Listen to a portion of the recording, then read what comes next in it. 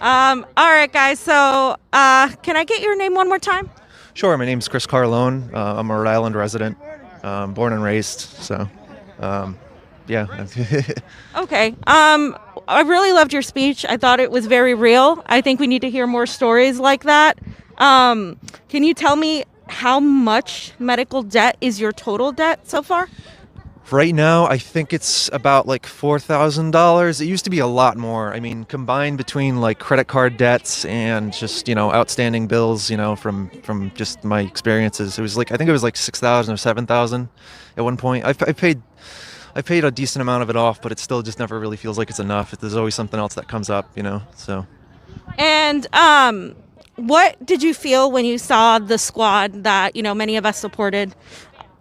Literally, go from abstaining to voting for Nancy Pelosi.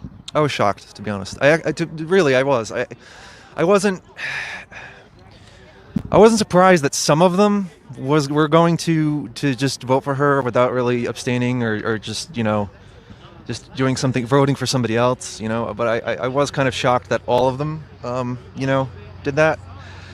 I just because they ran on the idea of fighting for the little guy, fighting for working class people, fighting for people who don't really have much, and then being somebody who really hasn't had much and has had a relatively fucked up life. I was kind of saddened. I was really shocked. I'm like, wow, holy shit! Like these people just ran on they just ran on a campaign of social justice, and that's including economic justice and all of that, everything, and. No one said no. No one said no. Like no one took a firm moral stand. And I think sometimes you have to do that. I think sometimes you have to stand on your own. Even if it's dangerous, even if you look, even if people are gonna just attack you for it. I think sometimes you have to do what's right, even if people are gonna drag you. And I was just surprised that nobody did that. Yeah, even if you stand alone, correct? Like, even if you're alone, you have to do what it is you said you were going to do. Nancy Pelosi represents the opposite of everything that they are supposedly for. Where do we go from here is my question, because, there is that divide between those that want to reform the Democratic Party, put progressives in there. But what we've seen, obviously, so far is that isn't working. We just saw the inducted Jamal Bauman and Cori Bush vote for Nancy Pelosi. So where do we go? Is it electoralism or is it more of this?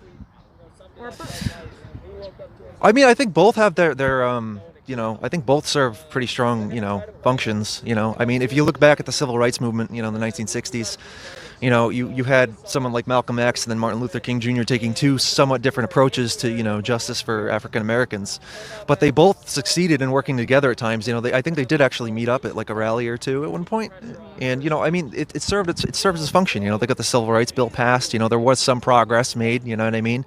That's just one example. I think electoralism and trying to work peacefully versus trying to, be more like a militant kind of activist.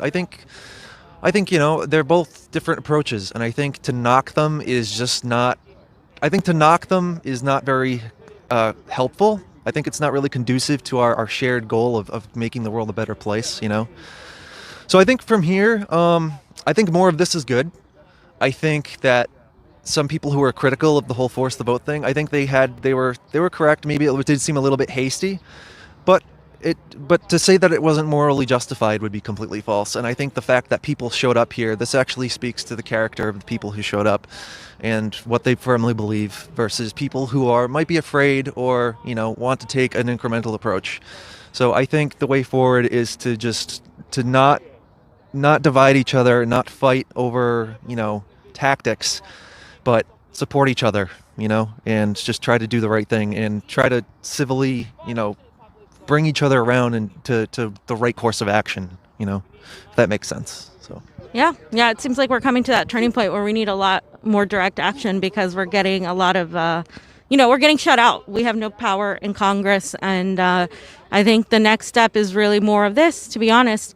Thank you so much for being here. Is there any GoFundMe you have or any other way of getting helped out? No, I'm fine. Please, I'll find my own way. I just, I feel as if though that doesn't fix it, and it means a lot when people offer that kind of stuff. It really does, but personal charity should not trump systematic change. Full stop. That's not how things change, you know. This whole idea of like, I saw people like shitting on Jimmy Dore about like, oh, you know, he lives in a $2 million house or something. I don't give a fuck if he lives in a $200 million house. The guy's pushing for a systematic, fundamental change that would affect people's lives. You know, there's fundamental problems underlying everything that are affecting our lives and making it hard for people like myself to get ahead. You know, personal charity is great, but when the system is fundamentally broken, what's more important?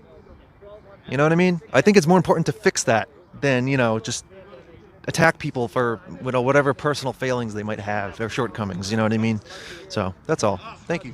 Thank you. We appreciate it. Oh yeah, absolutely, sure. Let me just get rid of some of the shit.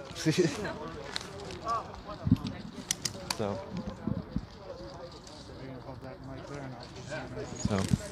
yeah. Thanks for letting me speak. I appreciate that. Oh, I don't care, man. That's fine. It's no like personal info or anything, right? No, I blocked everything out. Okay, I mean, you'll see the medical practices I went to, but I mean, I don't really care. You know, I already told everyone where I'm from, so. You want to see the ones on the back? Those ones are fun.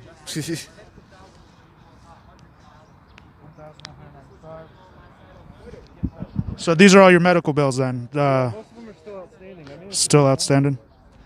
You know, I managed to pay some of them off. The problem is, it's just like, you know, I can't afford health insurance. I remember the last time I applied for health insurance, I think it was like in 2017 or 2016. They wanted $200 a month. Mind you, I'm making $24,000, $25,000 a year. My rent's like $500. My car insurance is like $200. That's not taking into account that I still need food, I still need clothes, I still need to pay utilities, you know. And also, I'm a human being. I do want to go out and have fun with people. I want to go out, maybe get some drinks, go, you know, play a game or something with friends. It's not enough, you know what I mean? You want to be able to live your life, you know? And the fact of the matter is, like, just the insurance between the monthly payment that it was going to cost me, the co-pays and the deductibles being too high, I was better off just not getting insurance and then just opting for just paying out of pocket and hoping I could get sliding scale services, you know what I mean? Because more often than not, that ends up actually being cheaper, you know? It's fucked up. You can just see how fucking broken it is, you know what I mean? It just doesn't make sense to me. It really doesn't. It's tiring, you know? And I really do want, my mental health has just been shot, you know? It really has. Like I was telling them earlier, I was homeless for 2 fucking years, man. You know, I didn't come from a necessarily stable family, you know, I'm not knocking them, you know, everyone's got their problems, you know, no one's perfect, you know, not even, you know, me or anybody here, none of us are, you know?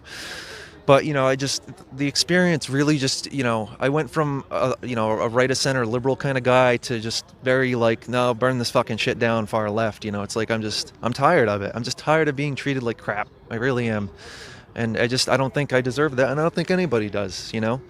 And I think, you know, if Medicare for all was a reality, you know, I would go and get, you know, regular coverage all the time if I could, you know. I really wish I could get regular mental health coverage and I can't, you know. Just like a checkup every now and then, right? Like yeah. There's times where we skip stuff because I don't have insurance. Sometimes I'm like, yeah, I don't need to worry about that this weird thing I felt in my heart, right? So yeah, I mean, you know, it's just like I could write a book about some of the stuff I experienced, man, you know, and I don't, you know, it's like my grandmother, for example, my grandmother had lost a bunch of weight like back in like 2012, and she, you know, she was a smoker. She shouldn't have been smoking, you know, I'll admit, but, you know, she was losing a bunch of weight. We didn't know what was wrong with her. She wouldn't go to the doctor because she couldn't, you know, she's like, I can't afford it. You know, and finally she ended up going and at that point it was too late. She had fucking cancer. She had lung cancer, stage 4. She fucking died. She tried to do chemo. It didn't fucking work. It was too late. She died. I'll never forget it. She died. She got diagnosed, I think, it was on September 25th, 2012. It was my father's birthday. And then she tried to go through chemo. She died literally a month later, 2 days after my 18th, October 24th, 2013. It's fucking nuts. It was nuts, man. It's terrible. You know, and you know, I don't know what to say, man. All I can say is I'm tired. I'm done. I'm tired. I'm tired of having to be sorry because I want to be treated like a human being, you know. You know, that's all I can say. Well, thank you for fighting, brother, and you know, we're gonna keep covering this and giving a voice to the people. We're out here, Washington D.C., covering this Medicare for all forced to vote protest. So thank you, John. Thank you, guys.